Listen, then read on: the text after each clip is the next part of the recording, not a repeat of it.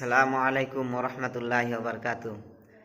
আঙ্গর পয়সা দিয়া যাতে ইমাম সাহেবে কোনো কিছু না করবার পা আজকে একটা ঈদের দিন আইতাছে। হ্যাঁ, তা আমরা সমাজের যে পয়সাটা আমরা দিই, মাসের পয়সাটা, এই পয়সাটা আঙ্গার দিবার সময় হয় না। আমরা এই 27 দিনের লিগা তারাবের পয়সাটা লিগা 27 দিনের লিগা বয়ে থাকুন লাগে। তা আমরা সবাই ধরে না ঈদের 10 দিন 15 দিন আগেতেই কাপড়ে সুপরে সব সদাই ভাতি লইয়া শেষ করে দিলাম।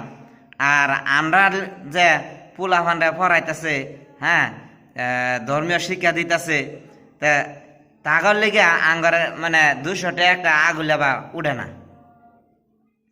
তা আমরা সবাই ভাই একটু এদিকে মন কান দিতাম। স্কুল যে আমার পুরীরা স্কুলে নাম লাগাইছি, তা ধরুন 3 মাসের পয়সা অ্যাডভান্স রাখিয়া দিছে। হ্যাঁ, আর অ্যাডমিশন ফিসটাও রাখিয়া দিছে। তা আমরা হেনু 3 মাসের পয়সা আগরে দিবার ভাই, আর সমাজের পয়সা আঙ্গার বছরকে বছর ভরে থাকে মানে বাহি। তাহলে চিন্তা করে দেখুন, তো ইমাম সাহেব হেনু কি মন কান দিব পরানি, আর ইমাম সাহেবের কি ফ্যামিলি নাই? হ্যাঁ, ইমাম সাহেব কি ভাত চাত খায় না? না আন্নারাই খান ভাত?